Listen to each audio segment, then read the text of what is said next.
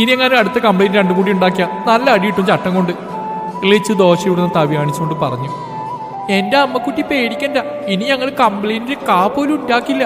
അല്ലേ അല്ലു? പിന്നെ അല്ലാതെ അങ്ങനെ പറഞ്ഞു കൊടുക്ക് എന്ന് പറഞ്ഞ് രണ്ടും കൂടി സ്ലാബിലിരുന്ന് ദോശ തിന്നു. ഇത് കേട്ടപ്പോൾ ലച്ചുവിന് ഓർമ്മ വന്ന് ദേവ് ഒരു ദിവസം കള്ളു കുടിച്ചു വന്നപ്പോൾ ഞാൻ സംസാരിക്കാതെ പിണങ്ങിയതിന് ഇനി കള്ളിന്റെ കാ പോലും പറയില്ലെന്നാണ്. ദേവിന്റെ അതേ സംസാര ശൈലിയാണ് മക്കൾക്കും കിട്ടിയിരിക്കുന്നത്. ആ അമ്മേ. ഓരോ ചിന്തയിലിരിക്കുമ്പോഴാണ് അല്ലു വീണ്ടും അവളെ വിളിച്ച് സംസാരിക്കാൻ തുടങ്ങിയത്.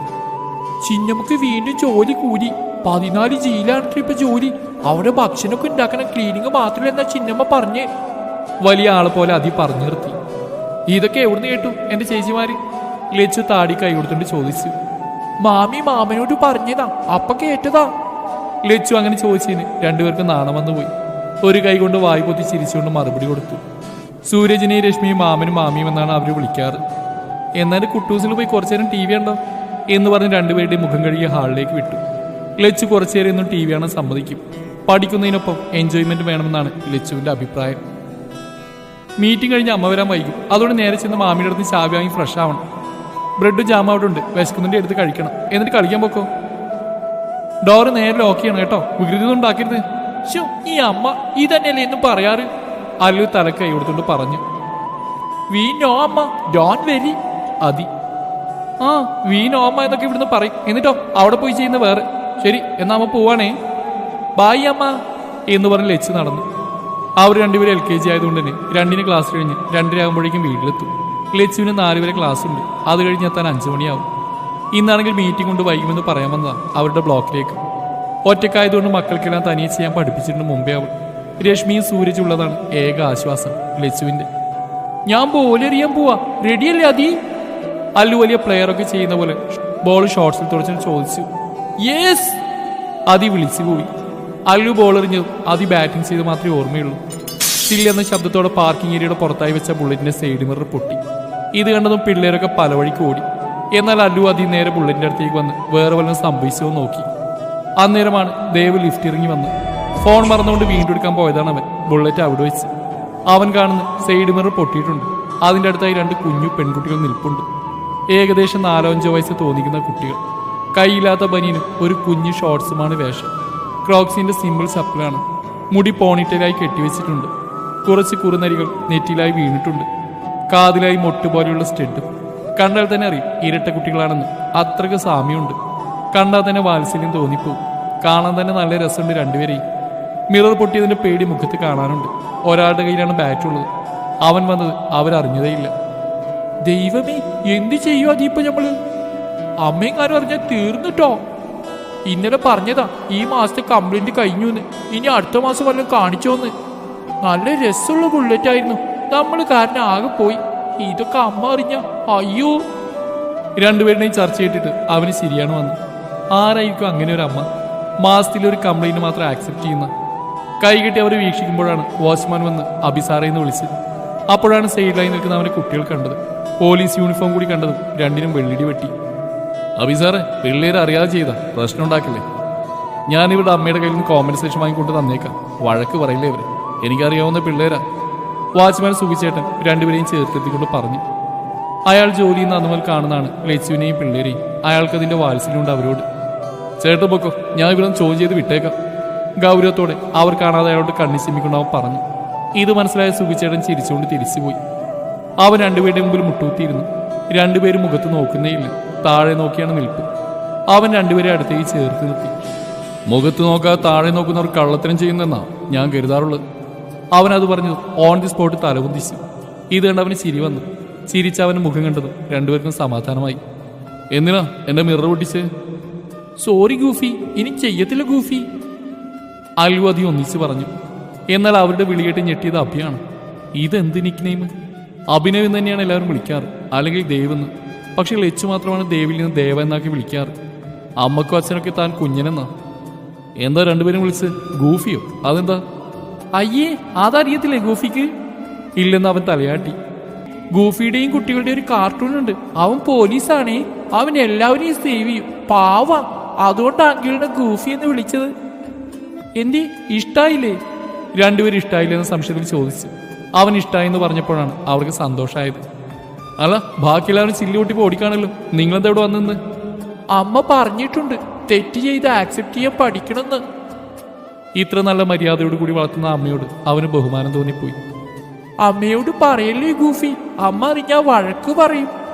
ഇല്ല എന്ന് പറഞ്ഞു രണ്ടുപേരും താങ്കി ഗൂഫി എന്ന് പറഞ്ഞ് അവനെ കെട്ടിപ്പിടിച്ചു. അവൻ പ്രതീക്ഷിച്ചേയില്ല ഒരു ഹഗ് അവരുടെ കയ്യിൽ നിന്ന്. അവന് വല്ലാത്ത സന്തോഷം തോന്നി. മനസ്സാകെ സന്തോഷം കൊണ്ട് നിറഞ്ഞ അവസ്ഥ. തൻ്റെ ലച്ചുവിനെ ഓർമ്മ വന്നുപോയി. അവൾ ഇങ്ങനെ തന്നെയാണ്, സന്തോഷം വന്നാൽ വേഗം കെട്ടിപ്പിടിച്ചായിരിക്കും അത് പ്രകടിപ്പിക്കുന്നത്. ഗൂഫിയുടെ ഫ്ലാറ്റിൽ ആരൊക്കെയുണ്ട്? അവർ രണ്ടുപേരും അവനോട് ചേർന്നോട് ചോദിച്ചു. ഞാൻ ഒറ്റയ്ക്കേ ഉള്ളൂ. അയ്യോ, അപ്പൊ ഗൂഫിക്ക് പേടിയാവില്ലേ? അച്ഛനും അമ്മയ്ക്ക് വേണ്ടേ? ഇല്ലെന്ന് അവൻ തലയാട്ടി. അവർക്ക് അങ്ങ് നാട്ടില്ല. നിങ്ങളുടെ ഫ്ലാറ്റിൽ ആരൊക്കെയുണ്ട്? ഞങ്ങളുടെ ഫ്ലാറ്റിൽ ഞങ്ങളും അമ്മയും. ഗൂഫി കൊച്ചിയിലെ ബ്രേവ് മാനാണെന്ന് പത്രത്തിൽ കണ്ടായിരുന്നു. ആരോ? അതിനവൻ കണ്ണിച്ചിമ്മി ചിരിച്ചു. ഗൂഫി എന്താടാ?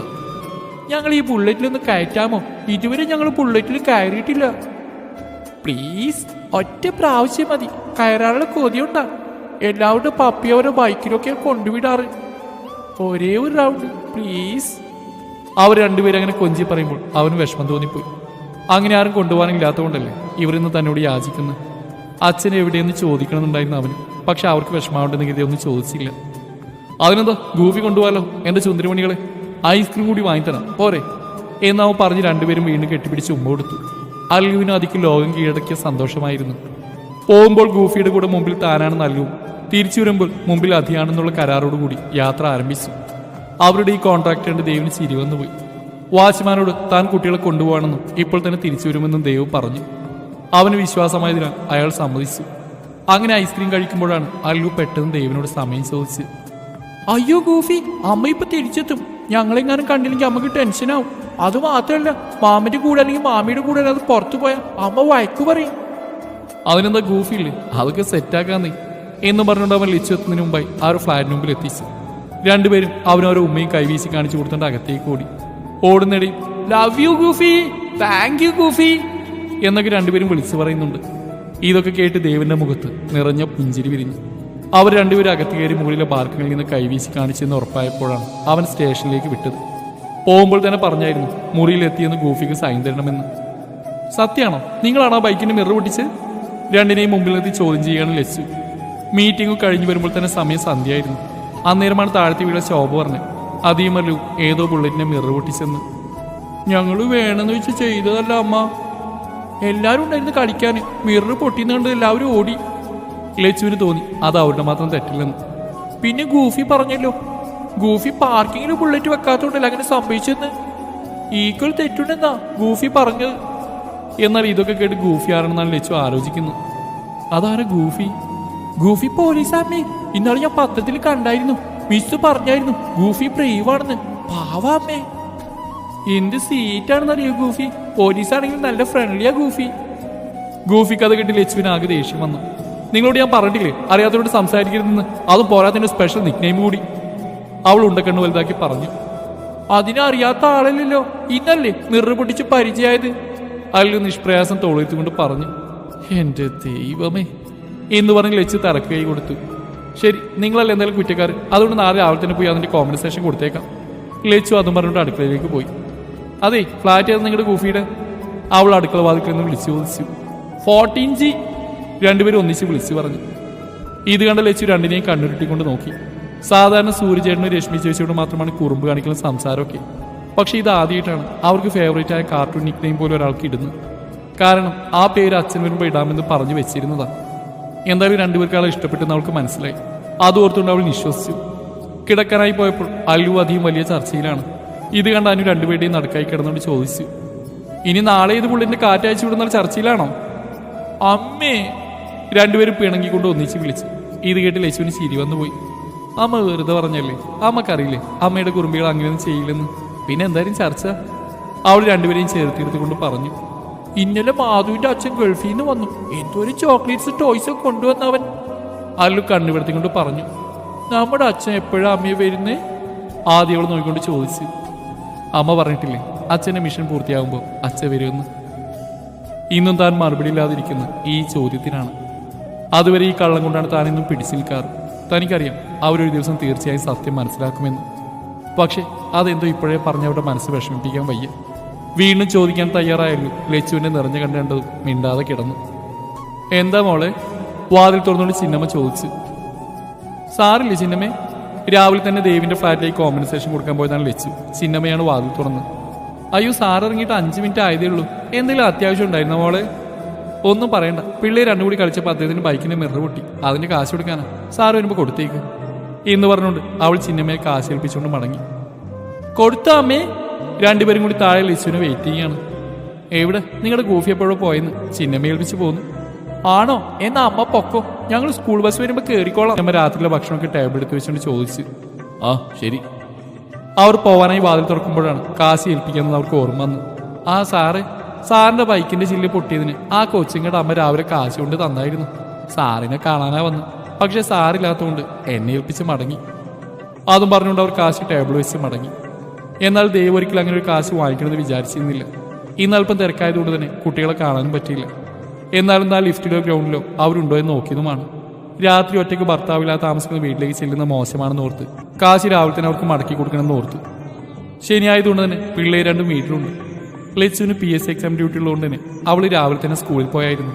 സൂരജ് രശ്മി ലീവായതുകൊണ്ട് വീട്ടിലുണ്ട്. അങ്ങനെ ഓരോന്ന് മിന്നിക്കൊണ്ട് സൂരജിന്റെ കൈയും പിടിച്ചുകൊണ്ട് ഗ്രൗണ്ടിലൂടെ നടക്കുകയാണ് അല്ലു അദീം. രശ്മിയുണ്ട് കൂടെ തന്നെ. സമയം ഏകദേശം 11 അപ്പോഴാണ് പിള്ളേർ രണ്ടും അകത്തേക്ക് വന്ന ബുള്ളറ്റിനെ ശ്രദ്ധിച്ച്. അവൻ പാർക്ക് ചെയ്യാൻ പോയതും രണ്ടുപേരും ഗൂഫി എന്ന് വിളിച്ചുകൊണ്ട് അവന്റെ അടുത്തേക്ക് ഓടി. അപ്പോഴേക്കും അവൻ ബുള്ളറ്റ് പാർക്ക് ചെയ്ത് അവന്റെ അടുത്തേക്ക് ഓടി വന്നിരുന്നു. അവൻ മുട്ടുത്തിയിരുന്നു. രണ്ടാൾ ഓടി വന്ന് അവനെ കെട്ടിപ്പിടിച്ച്. ദേവിന്റെയും കുട്ടികളുടെ മുഖത്ത് നിറഞ്ഞ പുഞ്ചിരി മാത്രമായിരുന്നു. എന്നാൽ ഈ കാഴ്ചയൊക്കെ കണ്ട സൂരജ് രശ്മി അവരെ നോക്കിക്കാണുകയാണ്. കാരണം ലച്ചുവിനേക്കാളും തങ്ങൾ രണ്ടുപേരോടാണ് അവരെല്ലാം പറയുന്നത്. ഇന്നലെ തന്നെ തുടങ്ങിയിരുന്നു ഗൂഫി അങ്ങനെയാ ഇങ്ങനെയാ ഒക്കെ. ഇവരുടെ വിളി കൂടി കേട്ടപ്പോൾ അവർ രണ്ടുപേരും ഉറപ്പിച്ചു ഇതാണ് അവരുടെ ഗൂഫി എന്ന്. അവരവരുടെ അടുത്തേക്കായി നടന്നിരുന്നു. അപ്പോഴേക്കും അവർ രണ്ടുപേരെ എടുത്തു ഉയർത്തിയിരുന്നു.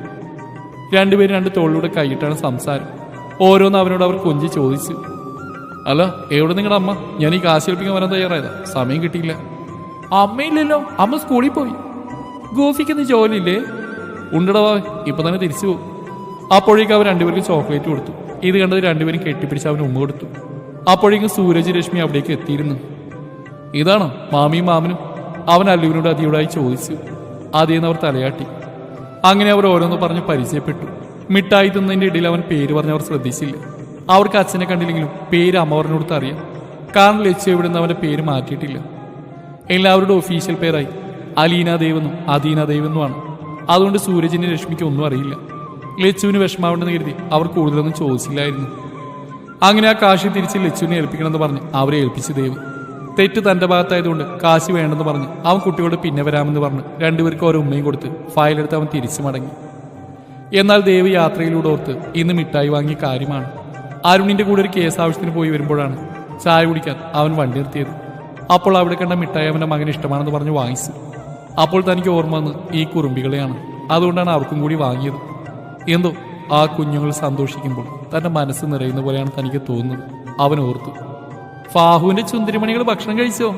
കഴിച്ചല്ലോ ഫാഹു ഐഷുമയും കഴിച്ചോ? കഴിച്ചൂടാ കുട്ടൂസളെ, ഐഷു ഫാദിനെ പിന്നിൽ നിന്നുകൊണ്ട് പറഞ്ഞു. ആ പിന്നില്ലേ ഫാഹു, ഇവിടെ ഒരു സ്വീറ്റ് പോലീസ് ഉണ്ട്, ഞങ്ങളുടെ ഗൂഫിന്റെ ബ്രേവാണെന്നറിയോ ഫാഹുക്ക്? അങ്ങനെ ഗൂഫി മഹാഭാരത് രണ്ടുപേരും പറഞ്ഞു നിർത്തി. ഫാദിന് അപ്പോൾ തന്നെ മനസ്സിലായി അവർക്ക് ഏറ്റവും ഇഷ്ടപ്പെട്ട ആളുകൾക്ക് മാത്രമാണ് നിക് നെയിം ഇടാറെന്ന്. അതുമല്ല, ഇത്രയൊക്കെ അയാൾ കൂടി സംസാരിച്ചെങ്കിൽ അവർക്ക് അത്രയേറെ പ്രിയപ്പെട്ടതായിരിക്കും.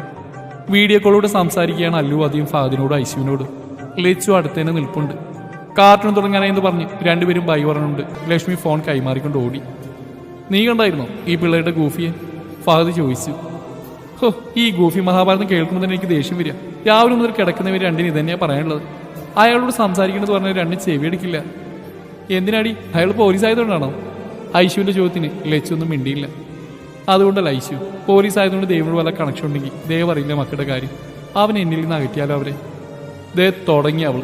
എന്റെ പൊന്നു ലച്ചു, എല്ലാ പോലീസുകാരും അഭിനോട് ബന്ധമുണ്ടാവണമെന്നില്ല. ആദ്യം നീ പോലീസുകാരൻ കാണുമ്പോൾ കള്ളന്മാരിപ്പോൾ ഒളിച്ചു നിൽക്കുന്നത് നിർത്താൻ നോക്ക്. പിന്നെ ലച്ചു, നിന്നോട് ഇത് വീണ്ടും പറഞ്ഞിട്ട് കാര്യമെന്ന് എനിക്കറിയാം. എന്നാലും പറയാം, ദേവ് എന്ത് ചെയ്താലും അത് അവരുടെ അച്ഛനാണ്. ഒരച്ഛന് അമ്മയെ പോലെ എല്ലാ അവകാശവും ഉണ്ട് കുഞ്ഞിന്റെ കാര്യം അറിയാം. ഇവിടെ ഒരാളല്ല, അബിക്ക് ജനിച്ച് 2 പേരാ. അതറിയാനുള്ള അവന്റെ അവകാശം ന്യായമാണ്. ഇതൊരിക്കലും അറിഞ്ഞ അബി എങ്ങനെ റിയാക്ട് ചെയ്യുന്ന എനിക്കറിയൂ. അത് വിട്.